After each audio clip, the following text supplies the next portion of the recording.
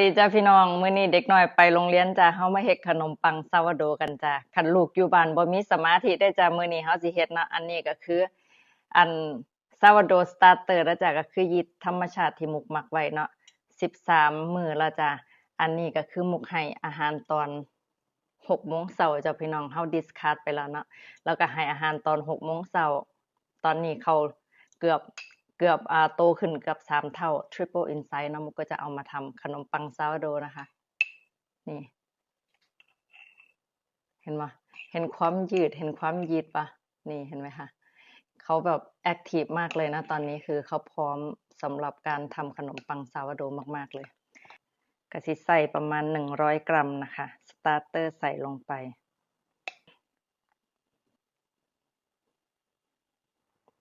เดี๋ยวมุกก็จะให้อาหารแล้วก็เอาวางไว้ที่เคาน์เตอร์นี่ค่ะ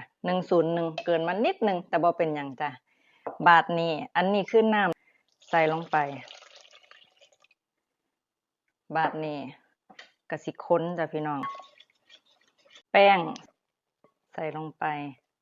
แป้ง500 กรัมค้นให้เข้ากันมุกกะสิค้นประมาณนึงเด้อจ้ะพี่น้องเรามุกกะสิใส่มือหยุ่มให้มันเข้ากันดีไหมจ้ะบ่ให้มีส่วนแห้งเรียบร้อยจ้ะพี่น้องมุกกะสิคุ้มไว้เด้อจ้ะประมาณ1 ชั่วโมงแล้วเฮาสิมาเฮ็ด stretch and fold ค่ะต่อมาเฮาสิมาให้อาหารสตาร์เตอร์ที่เหลืออยู่นิดเดียวจะประมาณ1ช้อนโต๊ะเนาะเพื่อที่สิเก็บไว้เฮ็ดขนมข้างหน้าจ้ะมุกอยากสิเลี้ยงไว้ข้างนอกไปเรื่อยๆให้ครบจัก1 เดือนแล้วมุกค่อยสิเก็บในตู้เย็นจ้ะมุกกะสิใส่แป้งประมาณ50 กรัมแล้วก็น้ำ50 กรัมจ้ะพี่น้องแต่ว่าลางเที่ยมุกก็ใส่น้ำหน่อยบ่อยากให้มันเปียกหลายนะเพราะว่ามันโตเร็วอีหลีเพราะอากาศบ้านเฮามันร้อนอากาศบ้านมุกน่ะมันร้อนน้ำนะจ้ะ50 กรัมมุกสิบ่ให้แห้งหลายแล้วก็สิบ่ให้เปียกหลายจ้ะพี่น้องเพื่อแบบสโลว์การโกรของเขาสิได้ประมาณนี้จ้ะนี่ข้นๆเนาะเวลาเจ้ากลมแบบนี้ก็คือมันบ่ไหลออกจ้ะมุกสิประมาณนี้จ้ะคือมันเวิร์กสำหรับมุกนะมุกก็สิใส่ประมาณนี้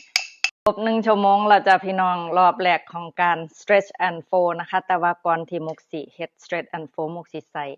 เกลือนะคะประมาณ1 ช้อนชาจ้ะเอาโรยลงไปหม้องนี้แล้วบัดนี้มือจุ่มน้ำจักหน่อยจ้ะมันค่อยสิบ่ติดมืออันนี้คือรอบแรกสิเฮ็ดทั้งเบิด4 รอบเด้อจ้ะห่างกัน30 นาทีเด้อจ้ะ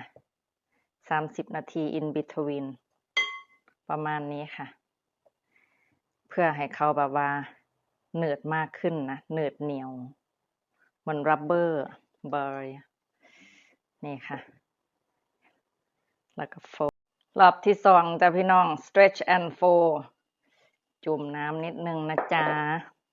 หน้าตาก็สิประมาณนี้จ้ะเริ่มแบบว่าใช้นี่เริ่มกลูวีเด็กหน่อยมากหลายได้นะมาจ้า stretch and fold รอบที่3นะคะมุกคือสิได้เฮ็ด3 รอบบางทรงเดี๋ยวสิได้ไปรับลูกแล้วจ้าตอนนี้บ่าย2:23 นาทีแล้วไปรับลูกซั่นเด้จ้าแล้วก็คันกลับมาทันก็สิเฮ็ดอีกรอบนึงคันกลับมาบ่ทันก็สิคุมไว้พี่น้องมุกบ่ได้มาเฮ็ดรอบที่4ได้จ้าเฮ็ดบ่ทันจ้าพาลูกไปเรียนเน็ตปกลับมาจนว่าลืมข้าวจ้าลืมว่าสิได้เชฟแล้วเอาใส่กระจาดแช่ตู้เย็นซั่นเด้จ้าแต่ว่ามาฟังเสียงกันจ้า